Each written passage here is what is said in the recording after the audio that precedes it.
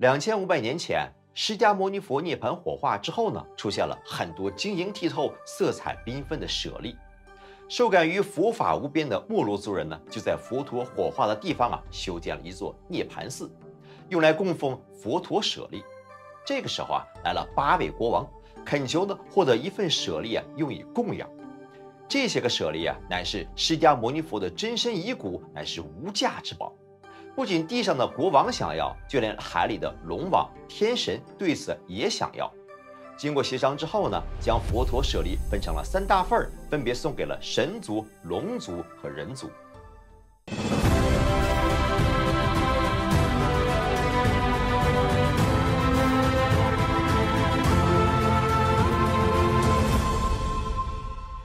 释迦牟尼佛涅槃之后呢，大约又过了200年，印度的孔雀王朝出现了一位顶天立地、家喻户晓的人物阿育王。这阿育王在位期间是东征西讨，称霸印度诸国，统一了除南印度之外的次大陆。而昔日供奉佛陀舍利的8个国家当中呢，有6个都被阿育王给征服了。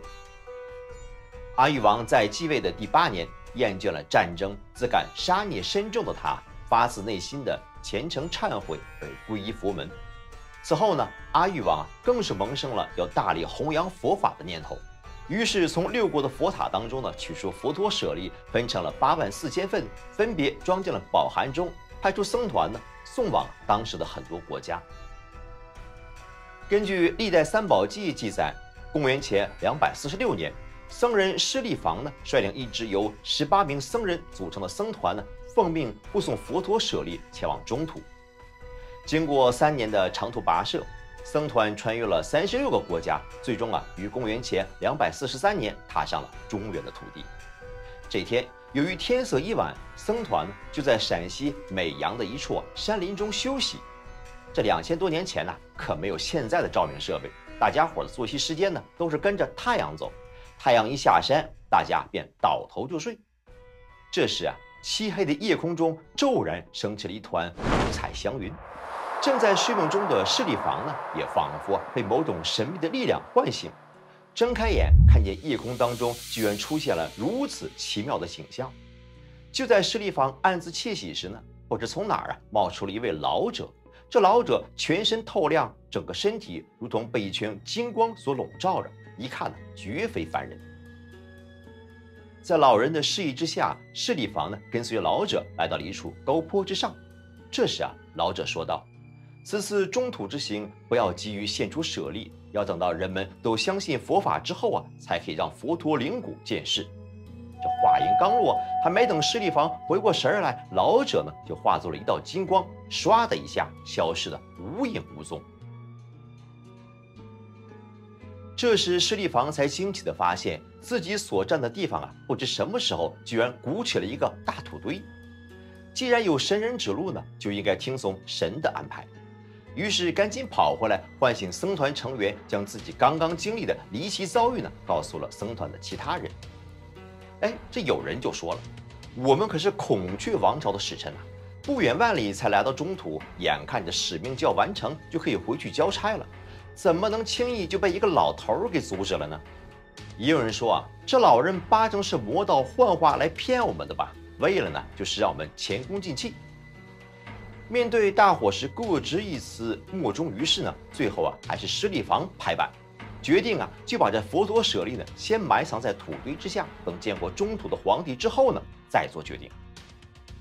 当时的中原正值秦朝，刚登基的嬴政呢年仅16岁，朝中大权都掌握在相国吕不韦的手里。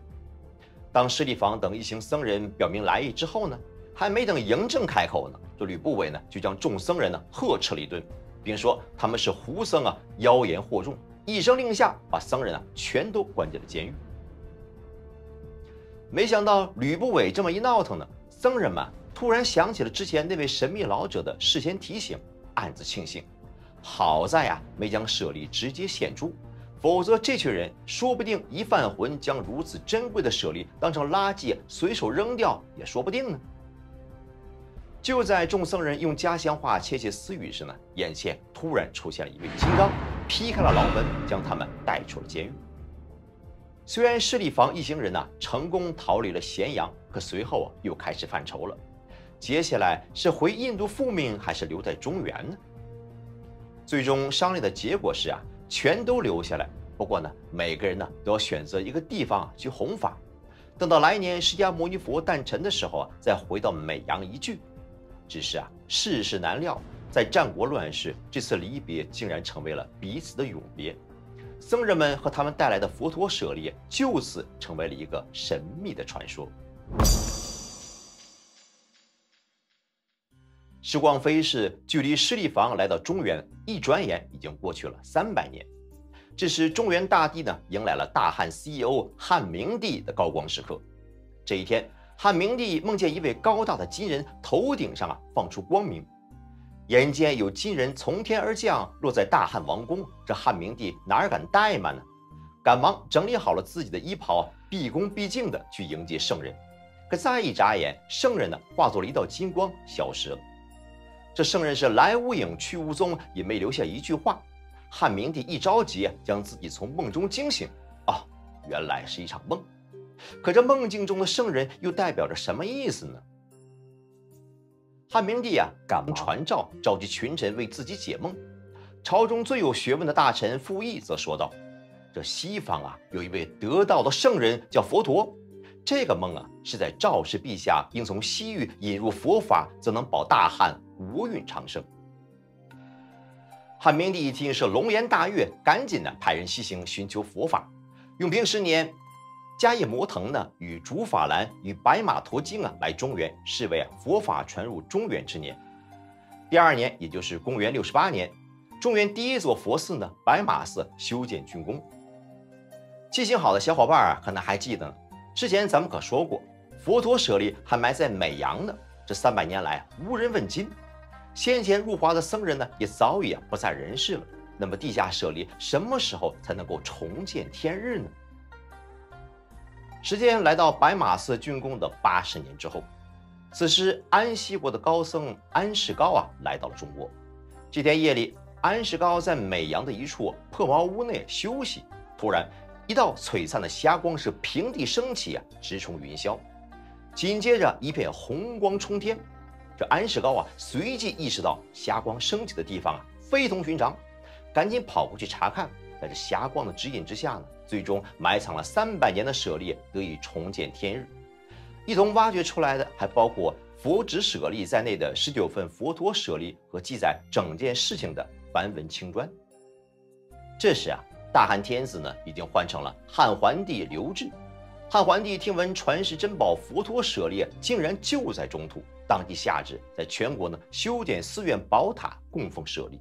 由安世高设计修建的寺院用来供奉释迦牟尼佛指骨舍利。据说最初寺院称之为阿育王寺，到了隋文帝开皇3年，改名为成实道场。那成实道场又是如何声名鹊起，成为了人尽皆知的法门寺的呢？这个就不得不提起李渊和李世民父子2人了。唐太宗李世民出生于齐州武功县，距离成实道场只有60里地。当时李渊担任齐州刺史。李渊从小就生长在寺院，一生是礼敬神佛。处理政务之余就到附近的寺院去燃香礼佛。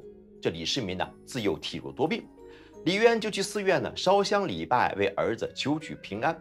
后蒙佛恩，李世民是大病得愈。于是李渊请人造了一尊石佛像，送到寺里还愿。武德元年，大唐开国，李渊称帝。寺里的僧人普贤向李渊上了一道奏章，说经过这隋朝末年兵荒马乱，寺院荒废，希望皇家能修缮一下寺院。李渊欣然同意，于是为其改名为法门寺。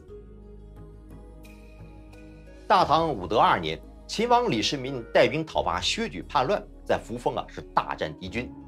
秦王驻扎在法门寺入殿礼佛。不久之后秦王平乱，大获全胜。在犒劳三军时李渊下诏破格，让齐王在法门寺一次为80人剃度。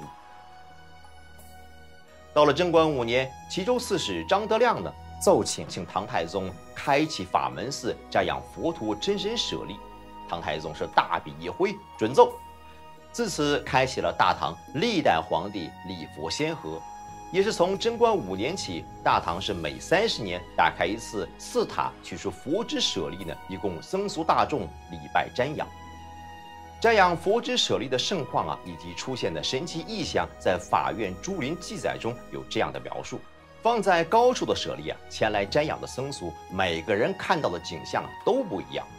有人看见舍利犹如玉石般通透，白光四射，散发出耀眼的光芒；也有人看到指骨通身为绿色。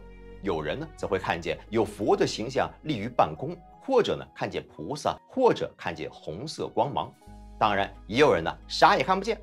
问明原委，才知道此人一生是做了许多的亏心事儿。于是就有好心人叫他向神佛忏悔，以极其虔诚的心态悔过。果然，不久就得以见到奇妙殊胜的景象了。为了保护好释迦牟尼佛的指骨舍利，唐太宗下诏将原本修建望云宫的木材调来修缮法门寺的寺塔，以加固塔基。所以后人说呀，要是没有唐太宗尽心保护，估计佛陀的指骨舍利中途早已不知去向，后世子孙难窥其真貌。佛骨舍利从万里之遥的印度入主法门寺，前后历经300余年，充满了传奇色彩。那么释迦牟尼佛的佛牙舍利的中原之行背后又有怎样的传奇故事呢？让我们把时间拉回到南朝，刘宋元徽3年，此时法宪法师来到了于田国，广学佛法大义。学成之后返回建康，临行之际一位僧人赠予他了一个精美的匣子，并表示里面保存着佛牙舍利，乃是旷世之宝，希望他能够带回中原好好的供养，并勉励他日后要大力的弘扬佛法。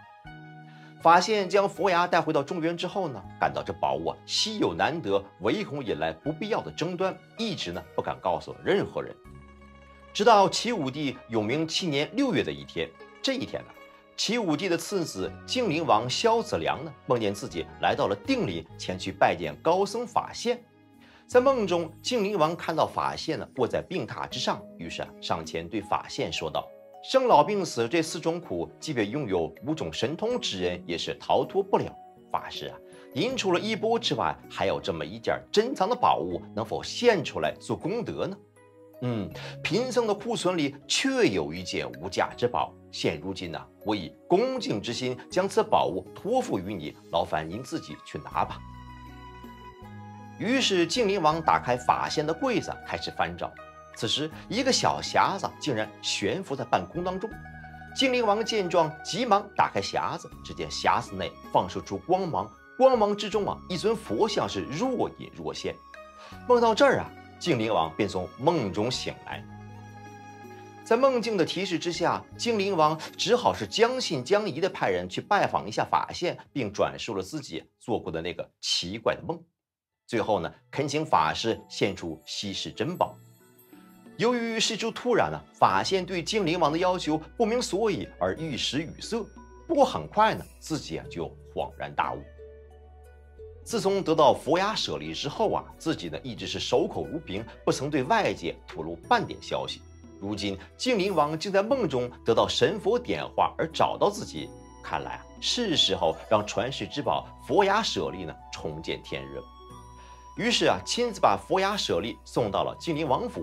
如今这颗佛牙舍利供奉在北京西山灵光寺佛牙舍利塔，而另一颗则保存在山西应县木塔中。刚刚听了这么多舍利的传奇故事不知道视频前的你是否也好奇，这舍利子到底真是无边佛法的见证，还是世人故弄玄虚，为它披上了一层神秘的外衣呢？山西应县的佛门弟子请美国宝石学会香港分会的高斌博士进行检测，这才让人们有机会揭开佛陀舍利的神秘面纱。鉴定的第一步，高博士要先排除造假的嫌疑，他要确定佛牙舍利上那些个小珠子和周围的物质是否是人工合成，或者是用工业胶水粘上去的呢？不过，经过红外线和电镜检测，发现珠子和周围的物质呢不含有机物碳，也没有胶水联合的痕迹，很快便排除了人工合成的可能。第二步呢，就是检测成分。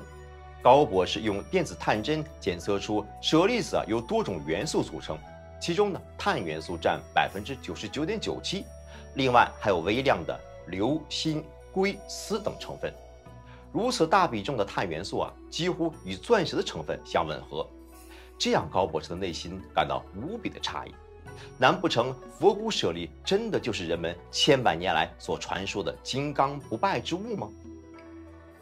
为了进一步解开心中的疑团，高博士又搬出了2台仪器，导热仪和电压力仪。用导热仪呢来检测钻石的真假，而压力仪呢则可以检测舍利的硬度。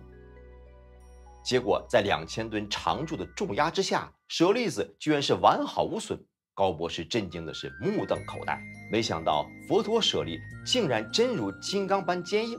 他开始大胆揣测，既然舍利坚如金刚，有没有可能是来自外太空的陨钻呢？这陨钻通常呢只存在于陨石当中，其碳分子的排列特点是6方等轴精细，比我们熟知的钻石还要坚硬。为了验证自己内心的猜测，高博士搬出了 X 衍射仪。这一看，自己是彻底坐不住了。原来在仪器之下呢，舍利子的晶体果然呈现出了6方晶体。这就说明舍利子的成分虽然是钻石，却不是来自我们熟知的地球，而是天外飞来的陨钻。这个检测结果无疑让现场的所有人都感到不可思议。接下来又出现了更加难以置信的一幕，在将佛陀舍利放大1000倍之后在电子显微镜之下呢，舍利子不仅发出光晕，甚至还显现出5尊佛陀的坐像，模样清晰可辨。这次鉴定的结果让高博士啧啧称奇，太神奇了，太不可思议了。在释迦牟尼佛的肉身上为什么能烧出这种来自外太空的物质呢？这的确令人是百思不得其解。或许舍利子的能量压根儿就不是来自人间吧。好，感谢您的收看，我们下次节目再见。